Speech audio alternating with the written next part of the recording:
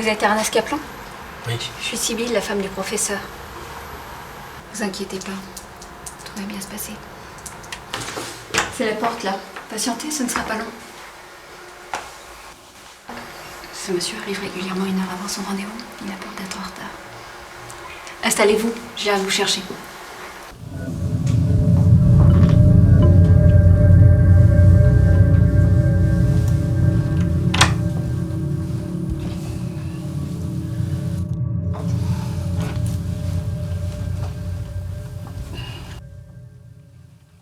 Elle me prend pour un fou? Vous savez comment les patients appellent cette salle d'attente? Les oubliettes, mon vieux. Vous savez pourquoi? Parce que tout grand psychanalyste qu'il est, il oublie régulièrement des patients ici. On dit même que l'un d'eux, le genre timide, vous voyez, il n'a pas osé se manifester, il a passé la nuit sur cette chaise.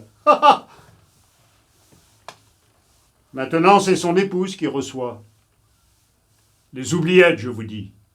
Les oubliettes. Un jour, c'est lui qu'on retrouvera au fond du trou. Dans la fosse. Oublié de tous. Je vous le garantis.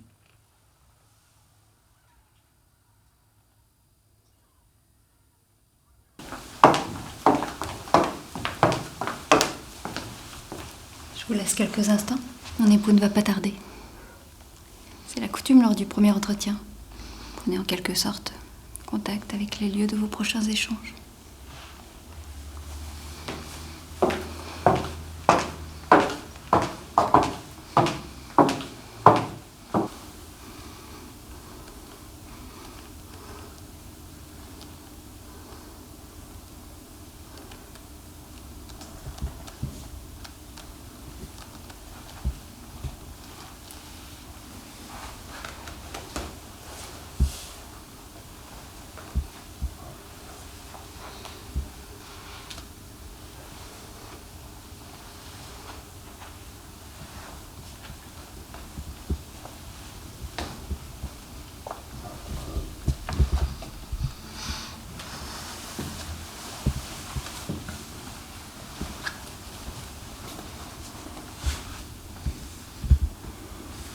Prenez place, Drescher.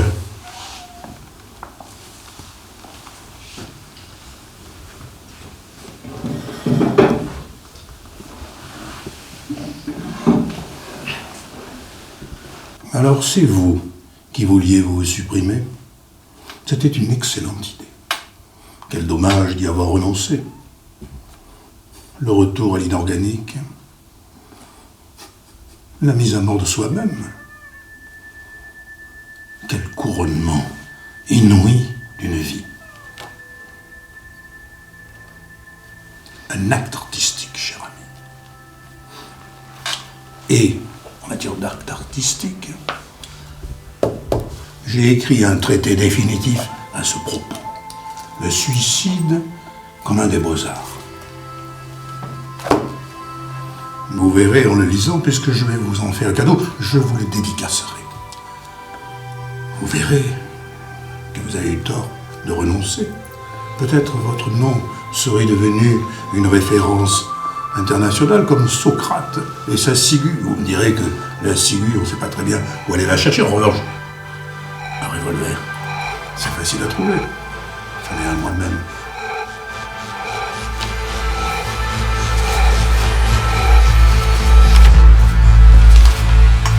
Enfin, vous avez préféré vivre et risquer l'analyse.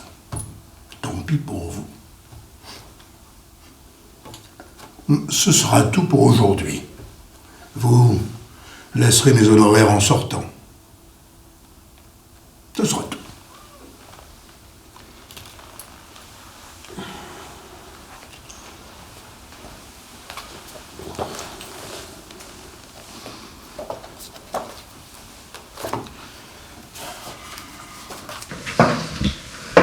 Surtout n'abandonnez pas. Il est souvent ainsi avec ses patients. Il dit que ça fait partie de la cure analytique. Vous savez, les dessins de mon époux me sont tout à fait mystérieux. À jeudi prochain.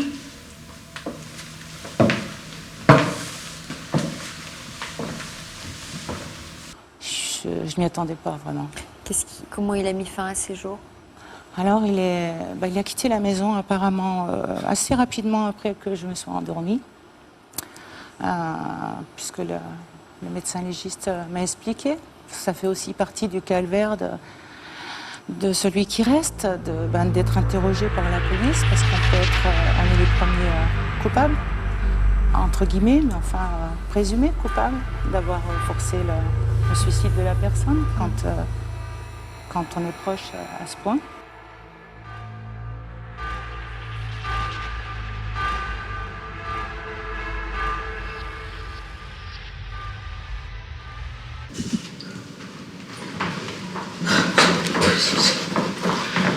Oh, si vous saviez, jeune homme, c'est un goujat, un rustre, un malotru. Il m'a mis dehors après 3 minutes de conciliation avec la rente que je lui fais. Et vous, madame? Mais qu'est-ce que vous espérez de ce mufle-là? Mais quittez-le donc! Je rentre chez moi, mais il n'emportera pas au paradis. Faites pas attention. Cette femme est amoureuse de mon mari depuis qu'elle est veuve. On appelle ça le transfert. Il vous expliquera. Mais elle fait que cette patiente. Ça fait 2 ans que ça dure. Avancez-vous directement, le professeur vous rejoint dans son bureau.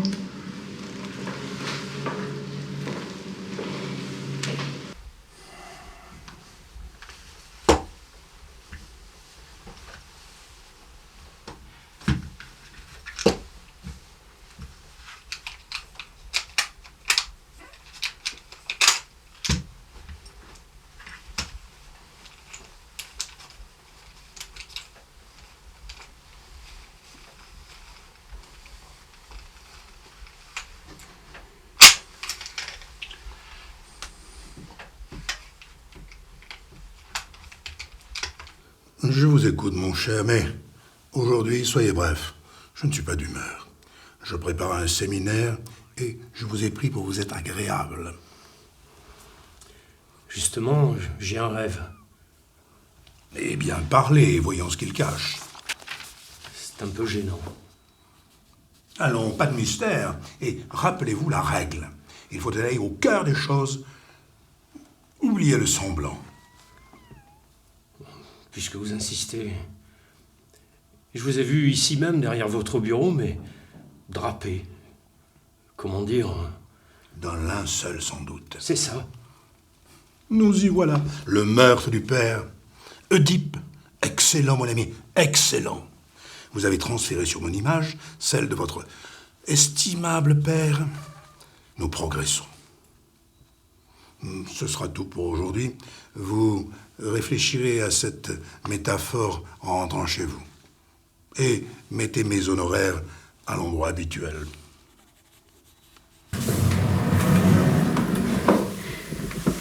J'ai tout entendu. Il parlait si fort. Surtout n'abandonnez pas. Je suis avec vous. Rajeuni, n'est-ce pas? Soyez pas surpris. Cette jeune femme patiente depuis ce matin. Il ne veut pas la recevoir parce qu'elle représente un grand laboratoire pharmaceutique et il dit que ce sont tous des charlatans. Je reviens vous chercher.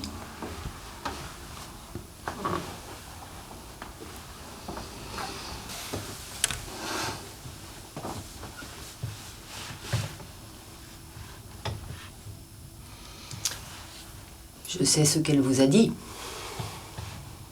Mais son mari est un âne batté. Pourtant, les chercheurs ont mis au point un nouveau médicament miracle. Ils l'ont appelé la pilule du bonheur. Il ne veut rien entendre. Je hais ce type.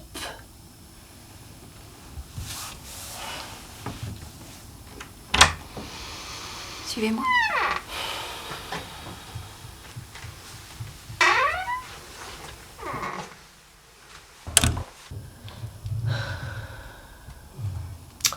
Je crois que c'est foutu pour aujourd'hui.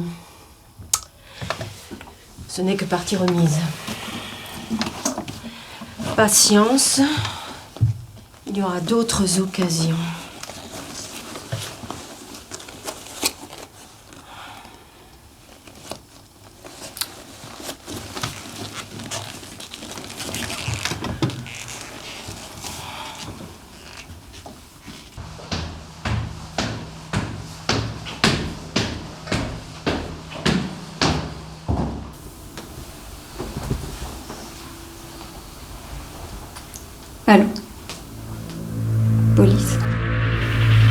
Ma mère vient de se suicider.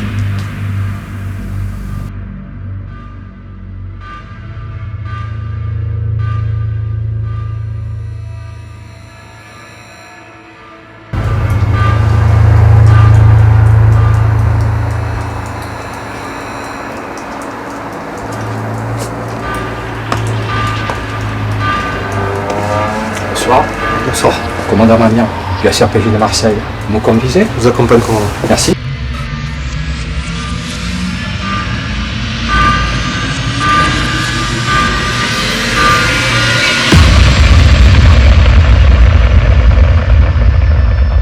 Bonsoir Hervé. Bonsoir, Alex. C'est la veuve du célèbre psychanalyste. Oui, mais là, on n'en tirera plus grand-chose. Elle est encore sous le choc. Bon, j'ai pris quelques notes. Elle était dehors. En rentrant, elle a trouvé le corps de son mari. Elle nous a appelés. Pour le reste, on verra quand elle viendra au poste. Ok, je vais la voir. Madame Benoît, commandant Magnan du SRPJ de Marseille, je vous présente mes condoléances. Ne vous tracassez pas, on ne vous importunera pas davantage ce soir. Par contre, dès demain, vous serez convoqué au poste. Il faut impérativement terminer votre interrogatoire. Je suis navré, mais c'est la procédure. Merci.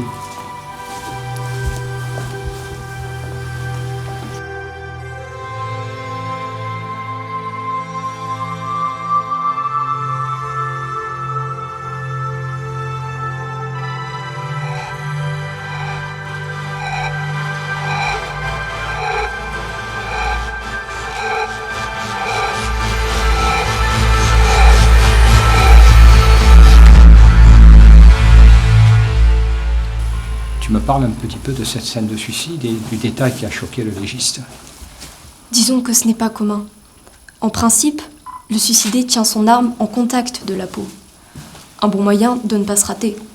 Dans ce cas, le professeur devait tenir son arme à 25-30 cm de sa tempe. Effectivement, c'est un peu curieux.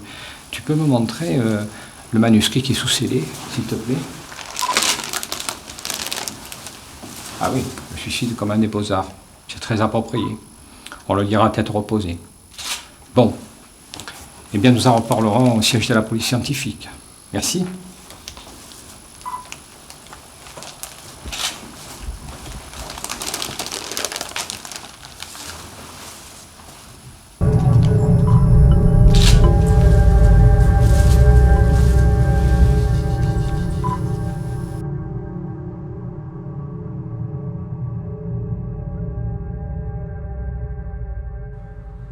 Chers amis,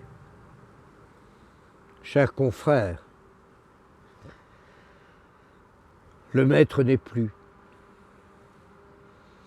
Que je suis heureux d'être parti, écrit le jeune Werther de Goethe. Choisir sa fin, extraordinaire happening, c'était la préférence du maître. À l'image de son remarquable travail sur le suicide.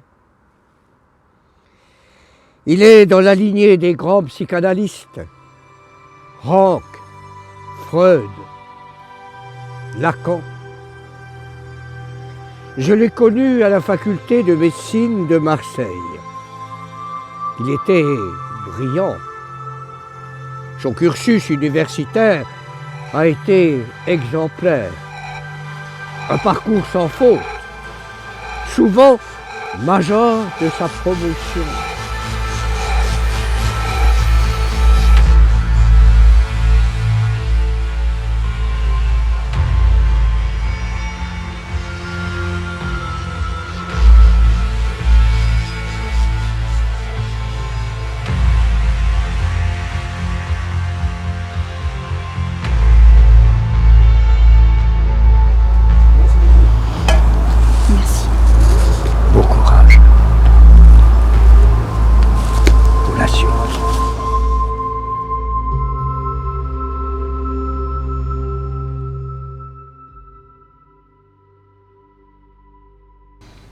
Écoute ça, chérie.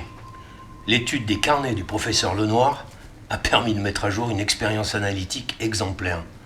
Pour les sceptiques qui se posent encore la question, Analyse finie ou infinie?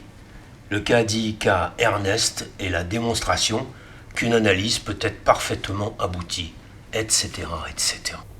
Comment peuvent-ils écrire tout ça sur moi? Tu sais, mon amour, c'est ce que je t'ai toujours dit. Les mystères de l'inconscient sont indéchiffrables. Si tout ça avec ma guérison, je te la dois. T'as eu le cran de supprimer ton mari. M'aurais-tu épousé si je n'avais pas supprimé le maître? Si je n'avais pas maquillé sa disparition en suicide? Mieux que c'était facile. Je t'ai tout de même fourni un alibi en béton. C'est vrai, chérie. Mais c'est quand même moi qui ai tenu le revolver, qui lui ai remis dans la main. Le plus dur a été d'affronter les journalistes. Ils n'ont pas cru à la thèse du suicide. Pour eux, j'ai hérité de la fortune du grand professeur, tu comprends? Toutes ces fouilles merde. Ça a alimenté leur chronique. Ah, le mariage c'était pour ça. Pour hériter de la mienne. Le laboratoire, les propriétés. Comment oses-tu redire ça? Moi qui ai risqué gros pour toi? Je plaisante.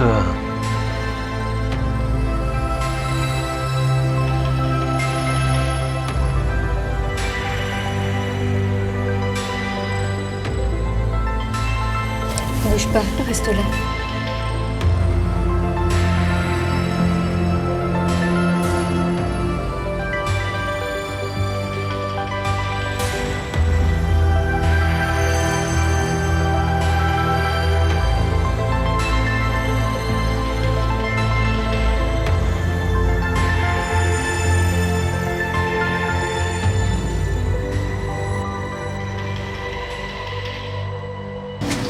Raconte mon amour. À l'avenir. À l'avenir.